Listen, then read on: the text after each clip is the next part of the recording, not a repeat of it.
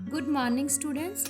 बच्चों अज असी ग्रामर का टॉपिक करांगे बिने पत्र भाव अर्जी यानी कि जो फॉर्मल लैटर्स होंदे हन उन्हां बारे लिखना सीखांगे। यह टॉपिक तुहाडी ग्रामर की बुक विच छेड़ ते दिता है। बच्चों जो पत्र हन ओह तुहानू दो तरीके नाल लिखने आउंदे हन। पहले बिने पत्र भाव रस्मी पत्र हुंदे हन जो तुसी स्कूल दे मुख अध्यापक या अध्यापिका जी नू लिखने हुंदे हन। दूसरी तरह के पत्र निजी या चिट्ठी पत्र हुंदे हन जिन्हां नू इनफॉर्मल लैटर्स कहंदे हन। यह पत्र अपने रिश्तेदारां, दोस्तां, मित्रां ते होर जाण पहचान वालियां नू लिखे जाते हैं।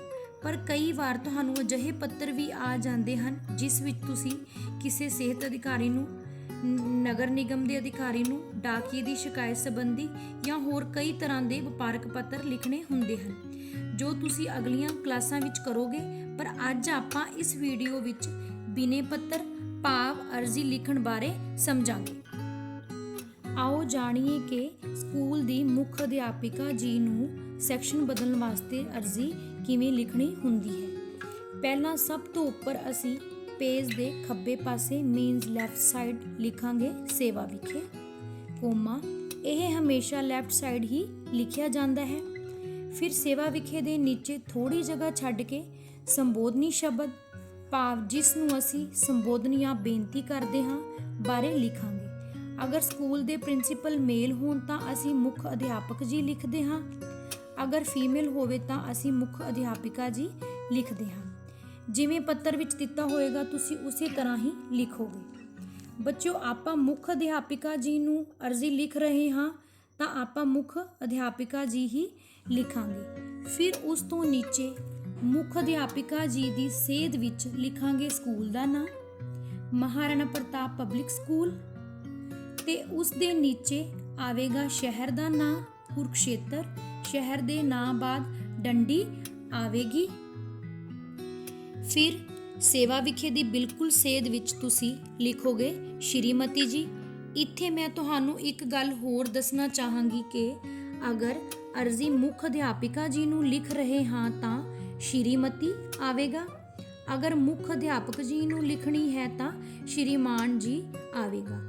आपां मुख अध्यापिका जी नू लिख रहे हाँ तां आपां श्रीमती जी लिखांगे, कोमा उस तो बाद जिस विषय ते तुसी बेनती पत्र लिख रहे हो ओह विषा आवेगा अते विषा हमेशा बेनती शब्द तो शुरू हुंदा है। बेनती शब्द मुख अध्यापिका जी वाली लाइन दी सेध विच श्रीमती जी तो बाद थोड़ी जगह छड्ड के आवेगा। हुण असी विषा पढ़ांगे। विषा है बेनती यह है कि मैं आप जी दे स्कूल विच 6वीं जो भी तुहाडा सैक्शन ABCD है तुसी अपना सैक्शन लिखोगे। जमात दा विद्यार्थी हाँ।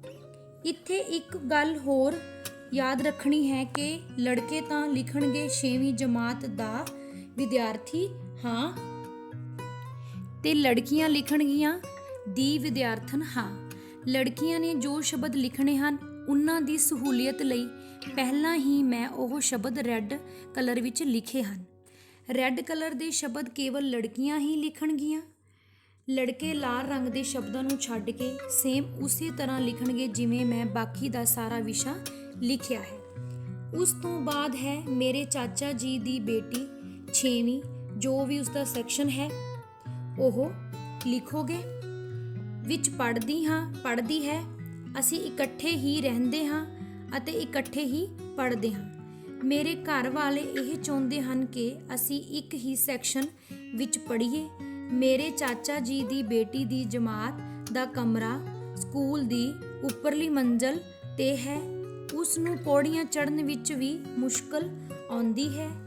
इस लई उस दा सैक्शन बदल के सैक्शन जेड़ा भी तुसी करवाना चाहुंदे हो ओह लिखोगे। मैं आप जी दा दी धन्नवादी बहुत धन्नवादी होवांगी। फिर उस तो थल्ले सज्जे पासे राइट साइड लिखांगे आप जी दा, कुड़ियां लिखणगियां आप जी दी आग्याकारी।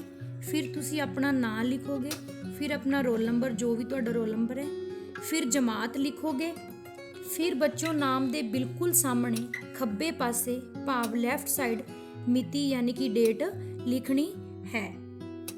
ਬੱਚਿਓ, ਅਰਜੀ ਲਿਖਦੇ ਸਮੇਂ ਅਰਜੀ ਦਾ ਉੱਪਰਲਾ ਤੇ ਹੇਠਲਾ ਹਿੱਸਾ ਹਮੇਸ਼ਾ ਇੱਕੋ ਤਰ੍ਹਾਂ ਹੀ ਲਿਖਿਆ ਜਾਂਦਾ ਹੈ, ਜਿਵੇਂ ਮੈਂ ਤੁਹਾਨੂੰ ਇਸ ਅਰਜੀ ਵਿੱਚ ਲਿਖ ਕੇ ਦੱਸਿਆ ਹੈ। ਪਰ ਇਸ ਵਿੱਚ ਵਾਲਾ ਭਾਵ ਵਿਸ਼ਾ ਕੋਈ ਵੀ ਹੋ ਸਕਦਾ ਹੈ, ਜਿਸ ਵੀ ਵਿਸ਼ੇ ਤੇ ਤੁਸੀਂ ਲਿਖਣਾ ਹੈ।